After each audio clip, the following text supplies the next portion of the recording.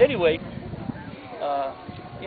what do you do about it? And I say the main thing, and the Catholic Worker is an easy group, I'd say, to say this to, because some of your groups are a little wild. Some of your anarchist groups were nonviolent, and we're open. And if somebody wants to infiltrate, as long as you don't advocate violence, you're a guest and help.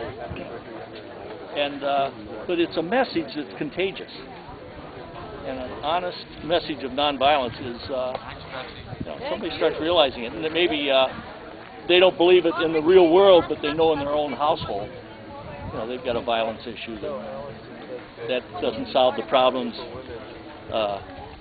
It's easy to start projecting. I mean, that happened to me. That's why I say this. That I was infected by the nonviolence of Catholic workers I naively got involved with as an FBI agent. And not to infiltrate, I was interested in the message. And I heard of Dorothy Day. I was fired in '87. I heard of her shortly before her death, 1980. And I remember when she died, I was just collecting every article I could get because I couldn't believe that my own Catholic Church knew so little about her. That her message was not the message of my church. And while the gospel, it sure was. It was the message. That's basically my message. And I just thought, can bring out discussion and ask, some of your experiences about, where you think, well, one thing, somebody working undercover doesn't like to be photographed. That's if they want to stay undercover. And they have private lives too that they want to go back to. I just one cute example. I was in Utica, New York, and we were all using informants in the mafia, and we had them riddled. We had so many informants that we couldn't prosecute most of the people that we were after because they were working for us. And but one, maybe the whole thing was working for it. Yeah. They talk about communist cells in New York City. There would be a cell of 8 people, and 3 of them were informants, or maybe 5 of them were informants. But this one agent worked, they called security. That was the radicals, and he used the same techniques to develop an informant. The guy was pretty involved in local agitating and activities, but he turned him as an informant. Pretty soon the guy was going all over the country. And he was a major player, because he could go into any group, anywhere. And this was back during the Vietnam protests. And the mistake the agent made in developing him was get awful close to him and his wife in the development stage. And all of a sudden they had a fight, he and his wife, and she sent a good article to the Village Voice in this picture. I mean, it's called it blown out of the water. But anyway, that's just anybody have some experiences to share where. What type of cases did you work on? Mostly for the FBI? It was mostly organized crime, and then when I wound down, I got doing everything. Well, I think when I've had a lot of experience with this, probably more experience than I know, Yeah. but some I know about, and I think one of the things about this is not only do they want to get the money and want to be in on things, is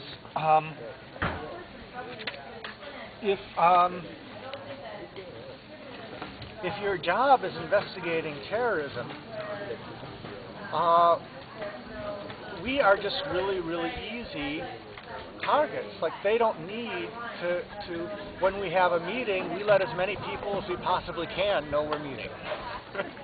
And then, also, if we were to find out somebody here is an FBI plant, we would find it interesting and everything, but the person's life would not be,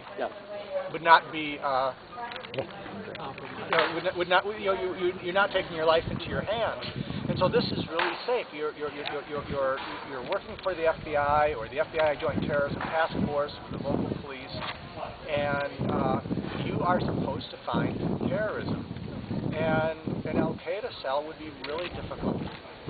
Any place, much less a place like Des Moines or Peoria, but any place in the country, any place in the world would be hard to find and hard to get yourself into. Yes. But they can insinuate themselves into us. But there's another concern is that I got a couple things I have to have with me. That shows because they need these cases, that they're making everything terrorism. This is from March 28th of '03. This is the weekend after shock and awe. And the title, this is from the Federal Bureau of Investigation from Omaha, from the Freedom of Information Act. Title, Acts of Terrorism. And then it says, on 3/22/03, approximately 50 anti-war protesters protesting the United States war in front of the Stark Armory, the headquarters of the Iowa National Guard. And it just explains a demonstration in which nobody was hurt, nobody was threatened. There were people arrested, but the cops arrested us, didn't have helmets on, didn't have batons or anything. It was one of the most gentle Iowa kind of things. But they give this a label terrorism, and then when they do that, this is the basis then that they were allowed to bring in all kinds of surveillance, in the months later, and things. I think it was because of some incompetence on certain levels, but things really could have been very, very serious consequences, legally for many of us. Absolutely, and it's no joking matter. Somebody can wrap together a conspiracy theory of people working to commit a crime of terrorism, and it's so vaguely defined, it is no laughing matter. Right, this is something that's kind of famous. This is the L.A. Catholic worker investigated, and this is Federal Bureau of Investigation, Counterterrorism is the title here. And this is about demonstrations at Vanderbilt Air Force Base about missile defense. And you can see everything, the redacted stuff. The Catholic Workers Group, CWG, is based in Los Angeles, California. According to one arrestee, the name is gone and the word protect in protecting the identity. The Catholic Worker Group advocates love and peace through prayer. And another CWG protester, Blank, advocated impeding the missile defense launches through nonviolent civil disobedience. Based on the author's interpretations of comments, this is a infiltrator, made by various CWG protesters, CWG also advocates a communist distribution of resources. Of course. And then, based on the author's overhears and conversations with protesters, the Catholic workers advocated peace with a Christian and semi-communist ideology. The Santa Cruz group advocated peace with an organic, save the earth ideology. Yeah! So this is what counterterrorism was doing. But the thing that got me here is the date on it. This is May 22nd, 2001. 6 months before 9/11. And this is, I've talked to Colleen Rowley, the FBI agent from Minneapolis, who tried. She said she made 80 attempts when she interviewed what was his name, Zakawi,